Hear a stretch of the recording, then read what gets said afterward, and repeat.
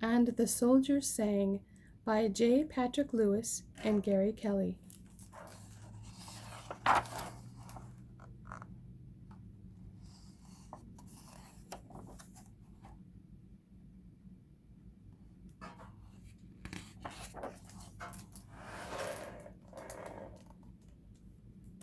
In September, 300 gangly innocents shipped out by Channel steamer from Southampton to Boulogne. Then, wedged in by heat, sweat, and stink, we rode for hours by cattle car at cattle speed, wheels click-clacking across France. The train hissed to a stop, and its slatted doors flew open. We marched 10 miles through Belgium to the Western Front, a planet away from Cardiff, Wales, and the meadows of my youth.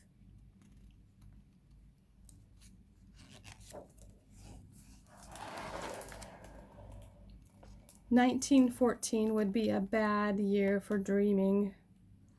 By October we had descended into our new home, 500 miles of trenches, tunneling terror. In November, grief arrived on the second hand by sniper, shell, sleet, and snow.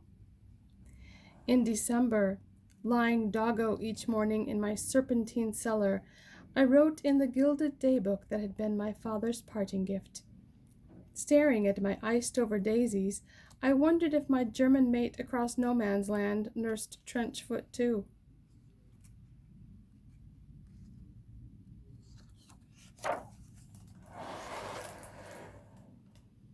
Like phantoms dimly spied through the shroud fog, the surrounding villages, dark in daylight, became eerie husks under an unforgiving moon. They had been bombed, battered, and emptied of humanity. Mornings, trench rats fattened on corpses or live ears. Nights, lice bit into our subterranean dreams. Noise like a hurricane turned us inside out. Machine gun fire, the whiz-bang of the field guns, reconnaissance planes droning overhead. Orders screamed up and down the line. The constant clamor made silence seem a quaint word.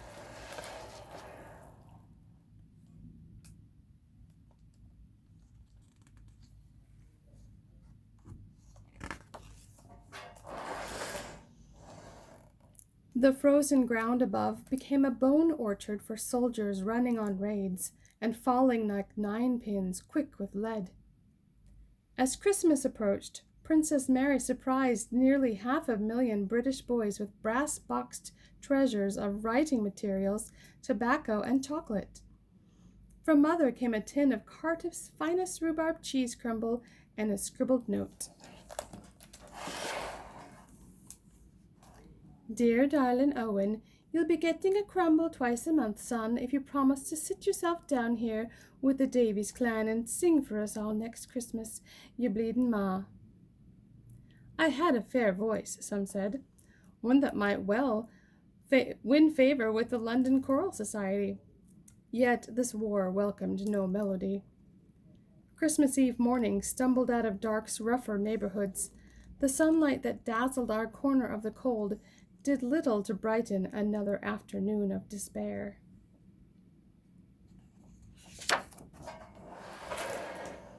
By dusk, the artillery had fallen strangely silent. One of our fusiliers peeked above the rampart. Over the humps of the dead and wounded, he spotted small, candlelit pines ghosting the German line. Before we could fathom the meaning of the trees, friendly insults flew our way. Soon, daft retorts from both sides mellowed into actual greetings. "Happy Christmas to you! Come over here, Englishman! No, you come over here!" Then the frosted air crackled with the sound of a German baritone singing Stille Nacht, Silent Night. My tripwire heart plinked like a piano string. We stood stunned in the electric night.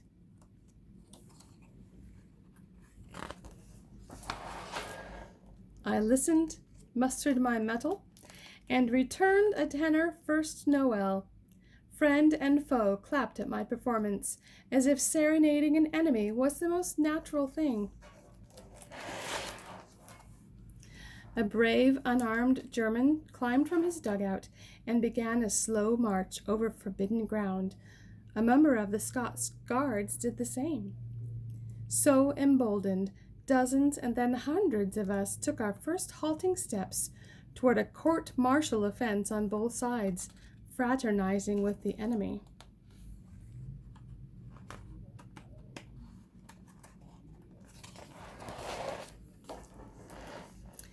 I crawled up and shuffled toward my first Hun. We stared at each other, two baffled amateurs playing at professional slaughter. Then the strangest thing. With a shaking hand, he offered me a most inviting gift, a chocolate bar. I admired the buttons on his tunic, and he mine. Without a word, we both clipped off 2 of them and made fair exchange. He slipped a brown photograph from his wallet. Meine daughter. She's a beauty, that one. A soldier somersaulted over the German parapet, a clown in the land of the lost. He tumbled and spun over now common ground and pulled from his belt 4 tent stakes, which he juggled flawlessly, drawing cheers. The circus performer swashbuckled a bow and returned to the trench. Bravo! For the rest of that charmed evening, combatants turned companions.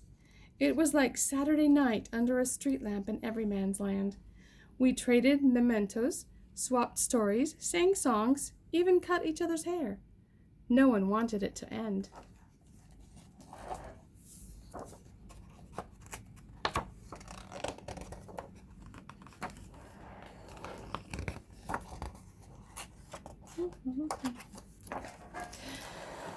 Dawn broke cold. The Germans pitched in to chip the iced earth for our lads' graves. We did likewise for theirs. After that grisly business came some morning cheer. 2 soldiers struggled up, hefting one of the abandoned sows that often rooted through outlying towns. A makeshift spit appeared. We met in the middle of the hushed moonscape, Jerry's and Tommy's alike, to share Christmas Day dinner of unlucky pig and McConaughey stew. Strange warriors, briefly at peace, tucked into hock and ham like Roman emperors.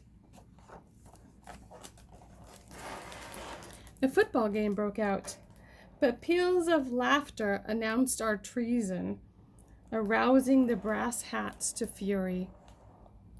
Field officers mostly saw the truce as tomfoolery. Still, our major, till then pretending not to notice, had had enough and bellowed us back to the rat tunnels. We turned away, backward glances from both sides, and watched our flourishing fellowship, the tag end of war-weary hope, perish like a pinched candle flame.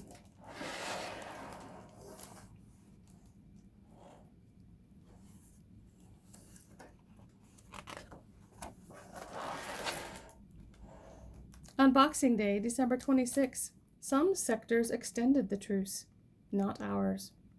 Our captain stood on the parapet, fired 3 shots in the air, and held up a banner. His German counterpart, raising an answering standard, fired 2 shots. And the war resumed. No Man's Land once again became the moonlit desert of the dead.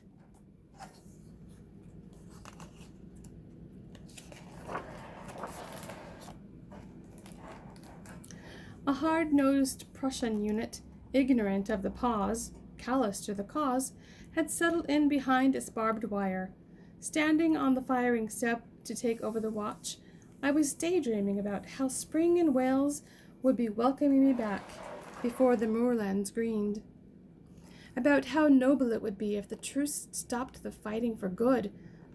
The powers of circumstance then called my name.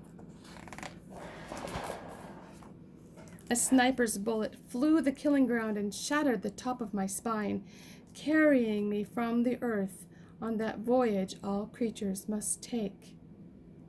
The regiment chaplain knelt down beside me in the duckboard mud.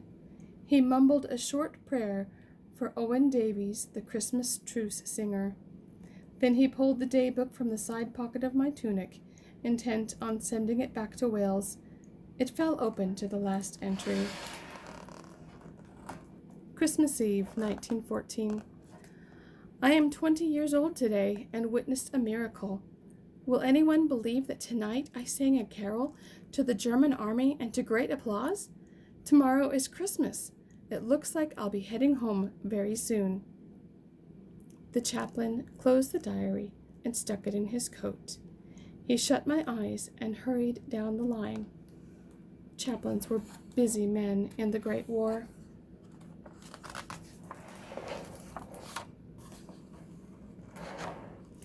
More than 30 countries sent soldiers to the European battlefields of World War I, 1914 to 1918. Nearly 10 million soldiers were killed on those battlefields by bullet, shell, bayonet, gas, or illness. Some of the bloodiest and most unrelenting combat occurred along the Western Front, a battle line that snaked hundreds of miles across Belgium and France. West of this line were the Allies, mostly British and French soldiers. East of the line were Germans and Austro-Hungarians. Each side dug out vast networks of trenches in which troops could move around and avoid enemy fire. Between the two sides was a narrow, empty corridor, a killing field called No Man's Land. As the enemies became entrenched, neither could gain territory, and the Western Front remained virtually unchanged throughout the war.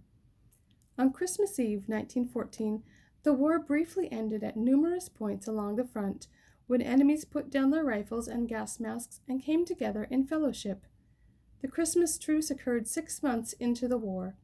The killing continued for 47 months afterwards. This story features a fictional narrator and takes place near Ypres, Belgium.